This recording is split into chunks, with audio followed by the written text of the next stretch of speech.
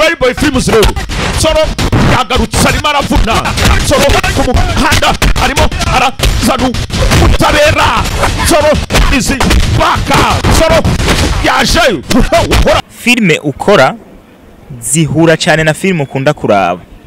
rero je nakuze nkunda gukuraba filme d'action uzibasha byose nubicikwe kuri Ray Boy Films muzica zasurira vuga hakuno Nsoro arimo aragaruka imari muzizana sha naza gushaka no kadajari ya ndabize ko kaza kugatera umugeni kungera urabikora muri filme ko ibiri zo muri Petra bizi neza ko batubura akatugeneze ko wewe atigera atubura Nsoro yasha ariko Nsoro yasha na mikino arimo arafuna ni Nsoro yaje bahora niki Nsoro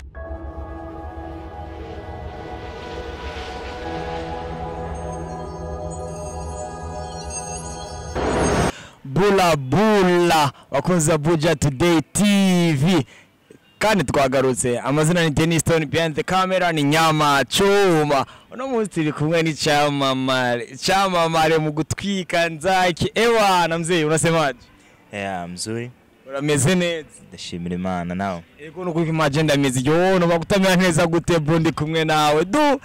ari anye n'abatakuzi bose mzini ko atakubanze kwaza ubajyambiye gato ya gusa. Okay, mbo abakunzi ba Abuja Today ndabaramukije nitwa Liberty Iradukunda nibaza subwa mbere kuri Abuja Today ariko hari aheze igihe kabisa ubwo nyine twamugarukanye kandi mpamvu tugarukana abantu ni kuko tumaze kuvuga yani bamaze gifasa kirangora kwevoriwe bamaze kugera ku yindi ntambwe niho tutubagaruka kugira ngo gise nyene tuganire kandi bibiri canke bitatu ubwe busanzwe mubizi je simwa nkora ikiganiro ahubwo turayaga gusa nje kuyaga na Liberty mzee uko tayari niko tayari kabisa je sindi bugende kure sana meni Nsoro the hero mzee congratulations bro thank you very much mzee je film yawe ikoze neza sana ikoze neza yani bimwe biteye ubwoba kabisa so mbere yuko rero je mbaze kibazo mama nango kwa kwazi kazo cy'ubujojo mzee kwazo cyane cy'ubujojo itariki 23 z'ukwezi kwa gatandatu 2020 God is good God mudeni ivyonya bisobanura iki nyene nakubwiye ko ari kibazo cy'ubugugu itariki 23 kwa gatandatu 2021 mudeni God is good bisobanura iki cha nabanda kobesha nyene zone nabibonye muri filme yawe Nsoro muri filme itariki 23 kwa gatandatu let me think 23 kwa gatandatu seriously I got no idea bakuzi ba Abuja Today TV nyine yani muri filme je mba nizeza neza yuko narababwiye ndi umujournaliste ko buzawusanye na gisanzwe nkina filme imba niza ati muri filme kira kintu cyose kiboneka muri scene kiba gifite cyo bisobanuye siko muta nibyo hajyano rero ujya mu type ariko aragira nuze yari yambaye impuzu zitukura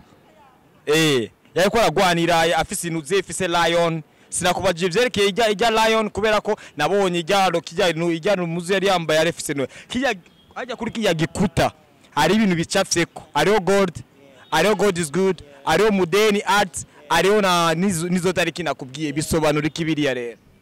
okay sinamenye neza hariho ofete hari ahantu twagiye gushutingira twashutingiye ahantu basanzwe bakorera sport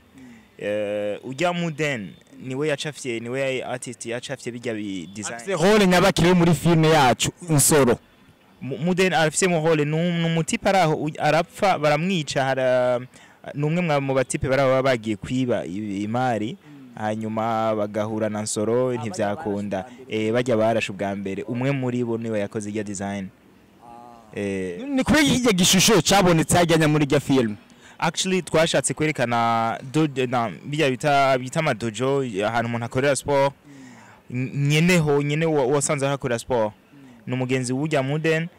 yashatse ko dukorera muri place yiwe kugira ngo juste twamberise image. Byabe nko gushaka kumupromotinga kugira ngo abantu bamenye yuko ari ibintu byakorerwa hajya kugira ngo abantu bazagenda kuhakora nabo nyene cyane. Actually ako kantu karimo ko gupromotinga ujya mu artist ujya yacafye mugabo mu byukuri twako sinabikoze ko promotion ya hatari ahubwo gusa yaradufashije duhana location tushadusanga rero harimo yipromotinze nawe ubwiwe. Nyira kora kambere rero naneguye nimba muri filme cyangwa cyo bisobanura nyene ibintu ni kwari kwambia mzee yari cyari kibazo cy'ubujojo right nyene cyari kibazo cy'ubujojo hama mzee abakobwa bo bafata nk'iki abakobwa ndabafata nk'ibiremwe Imana yaremye nyine kiremwa muntu tu ni ikintu nyamukuru abakobwa bamaze cyangwa abagore bamaze hano muri inose aho rero twoca tuvuga ni hafi ya byose. Donc first ni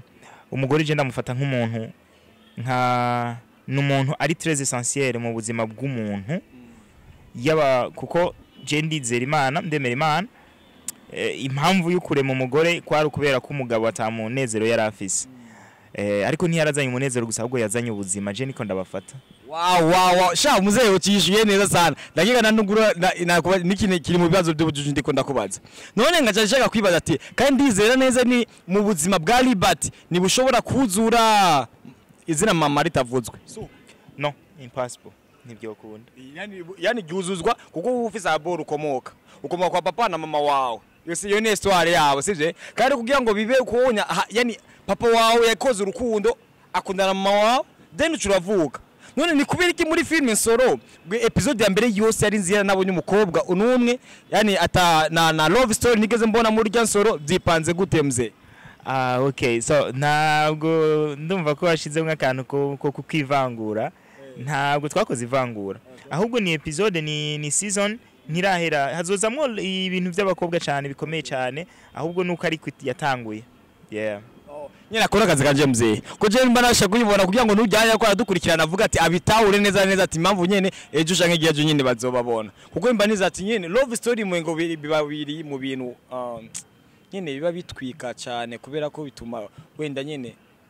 nyine ibintu nk'ivyo yes wanashaka ntibishobora kureka kubamwe kubera ko na Nsoro ubwayo ingwano zose zabaye muri mu kahise kubera ko iyi Nsoro iri inspired from by a true story bapfuye umugore na mwene wawe so it was about love.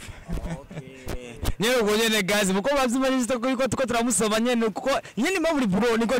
sinenda biboye mu gice cya mbere muri episode 1 ubonye ko wamaze kutwiba nyene ko iyo bapfuye umugore reka tugira amatsiko rero bayapfuye bihereye kubera iki nyene ibintu nk'ivyo alafu mzee none je ndakuzi mzee yuko kuri ibintu byinshi bitandukanye uyumva gute ku iyo uri kurakora zino filme za action kuko novuga yani ni creativity kubera ko ndizera neza ko ta muntu numwe yigeze atekereza kubikora ivyo bintu kubera ko nivyigeze kuba ntabwo ari zinyakarate nyene jite mbona ukubita nyene imigeri nyene bo muzee mudutuburira gute kwe ya ntaco gutubura kirimo fact mu bisanzwe buriya Stone filme ukora zihura cyane na filme ukunda kuraba rero je nakuze nkunda gukuraba filme d'action ndakunda filme d'action cyane iziza amafilme y'aba Donnie amafilme y'aba legend benshi bakoze amafilme ya kera muri action then nkurana iyo spirit yo kumva ko nzokora filme d'action ariko ntivyari gukunda parce nasanga no ndi obligé kuja muri art martial kugira ngo ushobore kuba performed guperforminga umubiri wanje gukora filme d'action then chankurira muri style ya taekwondo ndakura mbandanya ndabikunda time came sanga ndi muri action jewe ndagufana sana mzee kufise kubora uteri ni jewe urafiki yani ni Scott Adkins nandike ndakona yimubwira umutima mzo kunyene karateze je nagubira kuko niyo mpamvu namubwira ati mudutuburira gute yanyibwiriye neza yuko atigeza dutuburira na niyo mpamvu ranganyigima iki kiganiro naza gushaka no kadajari ya ndabize ko kaza kugatera umugene kungera urabikora muri film ko ibiri zo muri film abizi neza ko batubura akatubyeneze ko wewe atigera atubura sasa mzee none ufise filme zingana gute mzee je mfise filme nyinshi apa yuko nkora filme d'action ku giti canje sanzwe nkora n'amafilme yandi ko hariho n'ibindi ndakina mw'ipakazi ni drama hariho nizo nkorera inyuma ya kamera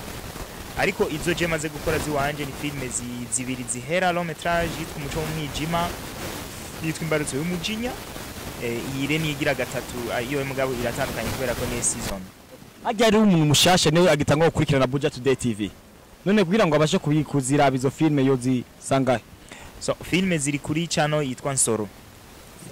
Nsoro cyangwa wanditse muri Yo Boy Films urayibona mugabo channel official name ni Nsoro yeah nyene nuko nyene wowe mushasha cugera nyene yani really boy Real Boy Films nyene ucusanga nyene ibikorwa vyiwe no mara kubura gusiyo Nsoro yonyene wallahi ndakwijeje neza ko bija bigutuma kugenda kuraba nizo zindi zose poko karate akora yani ni za moto sasa mzee ugere kuvyerekeye umufakazi none nabonye amakava menshi nyene nabonye ubumengo ni wori director wayo nyene ngizone oya mumfakazi ndi cameraman gusa mugabo sometimes ndakina ariko iyo ndiko ndakina haba ari undi mu cameraman in fact dusaba cameraman babiri keje nkunda kubona uri kumwe na ukorayo na bikorwa byinshi na Fanny Lavine Fanny Lavine na Liberty yani mufitanye imigenderanire nyabaki bo Fanny Lavine novuga imigenderanire yo dufitaniye iri ihagaze ku kazi kuri ibintu bijanye na filmmaking duhuriye cyane mu buzima busanzwe sanze ari umugenzi kandi umugenzi novuga wa hafi ariko kuri bijanye na filme dukorana mu buryo bwo gufashanya ariko sinovuga ngo no gufashanya ko mutera ahubwo umwe twese tubifisemo inyungu ivyo nkora ndabifisemo inyungu nawe ivyo duhurira ko kandi nawe bafisemo inyungu novuga niyo projet ya mbere dutanguye gukorana ni umufakazi ako twarigeze guhurira no mu zindi filme zimwe nk'ifilme y'impembo y'ikuzimu ni je nayikoze Fanny Lavine yayikinyemo kandi nawe waruyirimo oya sinayikinyemo narafilmye nongera editing hariho niyitwa Imana mu bantu nayo yayikinyemo kandi nayo directinze nongera ndaeditinga no kuvuga ngo niho link yanje nawe yajiva cyane sanda bifite ikibazo Fanny Lavine ni mu Rwanda baramubaje amafilme maze gukina none kuko izonya tuzigeze tuzumva actually yaravuze ngo amaze gukina mu mafilme menshi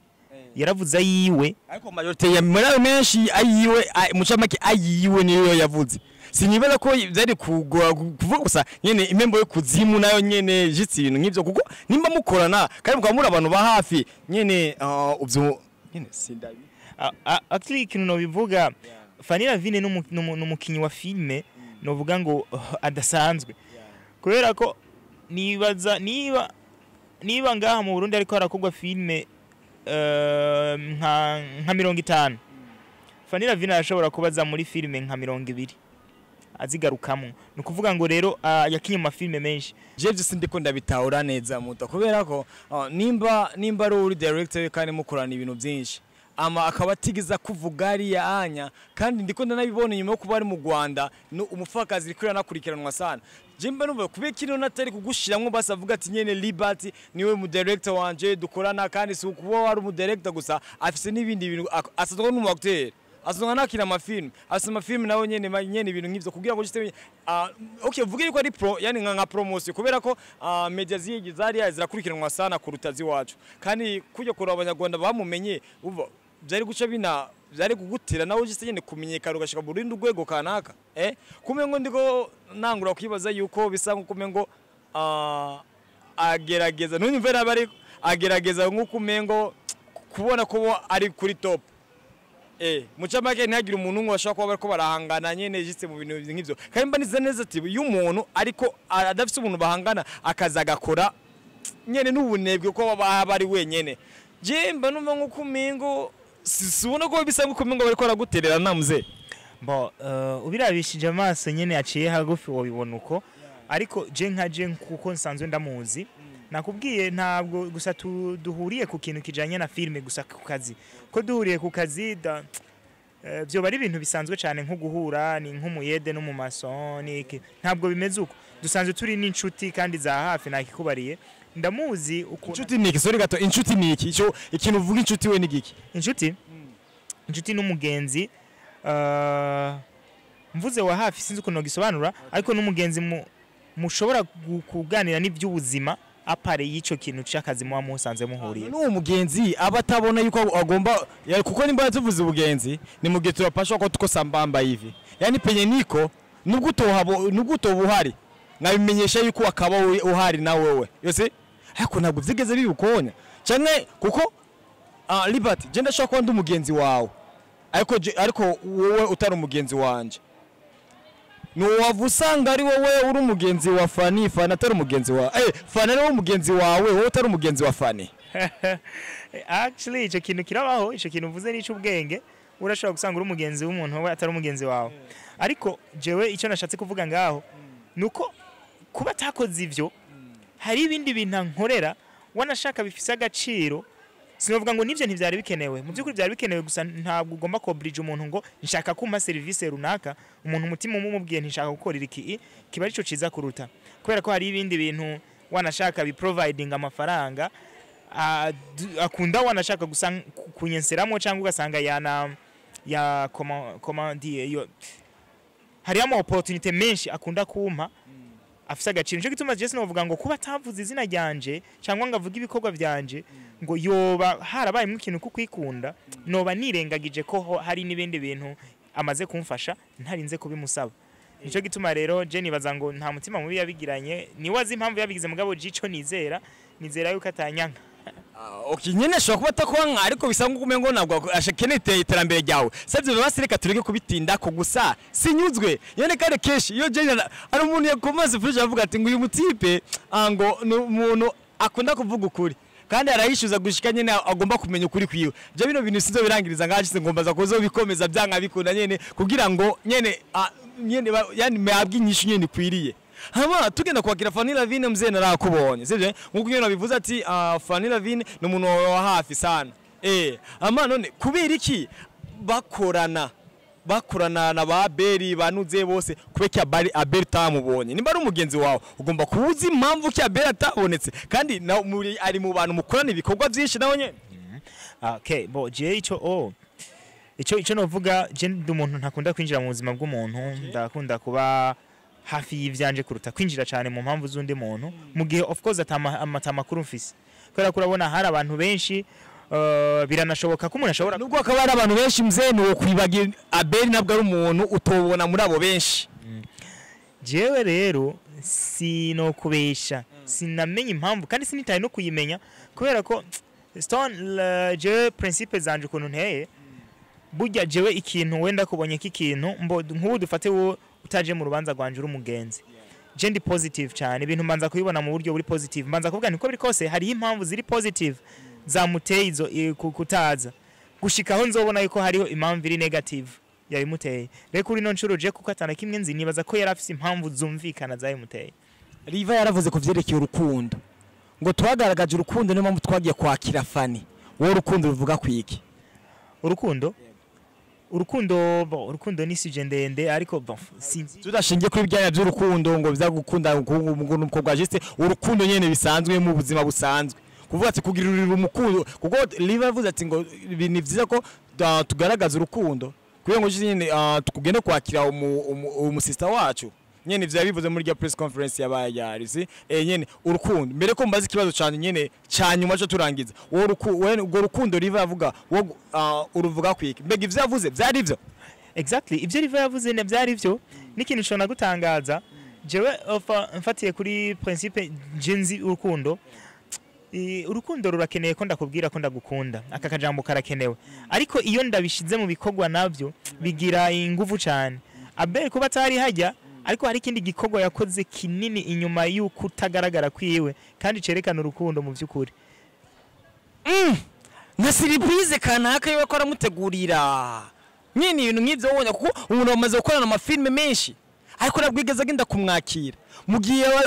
Anya Pembere ko aravuga ati ngo urumva ngo urukundo tubagaragaza urukundo mu kwakira abasita bacu kugira ngo tubayanze fatane mu nda nyene ibintu nk'ivyo onye none nimba tuvuga ngo urukundo nimba bagaragaje urukundo mu bakinyi bakina amareresi mu Burundi byanga bisobanura ati mze je ndagukunda wewe sinibaze yuko nubwo no uhura n'ikibazo nubwo ozi kintu nyabaki ari ibintu by'ingenzi kuri wowe kugira ngo basi kugaragaza abantu nyene ni ngombwa yuko ngomba kuba mari yuko kira kimwe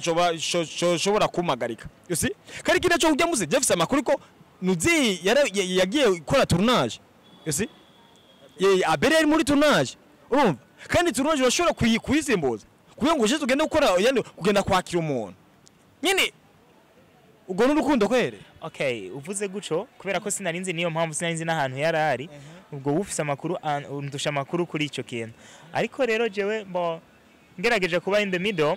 sinovuga ngo menye ngo yabikoze kubera urwango canke kubera urukundo kubera sindi mu mutima wiwe